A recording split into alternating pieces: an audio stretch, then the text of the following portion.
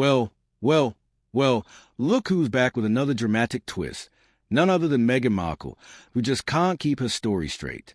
Just when we thought the podcasting world had recovered from the trauma of archetypes, Meghan pops back up like clockwork. This time, she's on her shiny new show, Confessions of a Female Founder. But as expected, it's not really about business success or empowerment. No, it's about Meghan again. In the debut episode, instead of focusing on entrepreneurship, she subtly drops a casual bombshell. She suffered from postpartum preeclampsia. How brave of her to share this years later. Meghan described the condition as rare and scary, and while preeclampsia is serious and life-threatening, especially postpartum, one might think such a dramatic health crisis involving Meghan would have made headlines when it actually happened. But somehow, the world missed it. The media didn't pick it up. Harry didn't mention it in Spare. And Meghan, who normally shares her every health detail for sympathy, just forgot to mention it until now. How very uncharacteristic.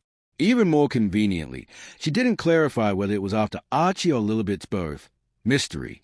No timeline, no hospital details, no doctors' names, no mention in royal biographies, no paparazzi frenzy, nothing.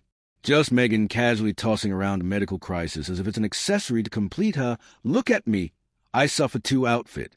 Now compare that to the ever-classy Sophie, Duchess of Edinburgh.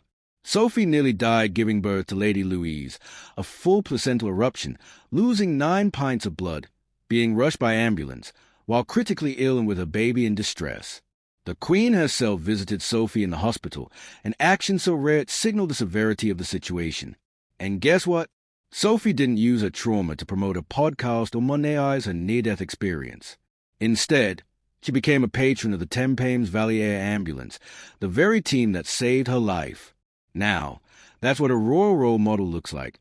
Meghan, take notes. But Meghan doesn't take notes. She copies stories. She borrows trauma like it's a handbag, tosses it into a podcast episode, and hopes no one notices a timeline doesn't add up. We're supposed to believe this health crisis happened quietly behind the scenes, with no media leaks, no hospital photos, no royal confirmation, and no tabloid frenzy. Meghan Markle, Queen of Publicity, kept that quiet? Please. If postpartum preeclampsia had really happened, Meghan would have been sobbing on Oprah, making Harry write 3 chapters about it in Spare, and forcing Netflix to add dramatic reenactments.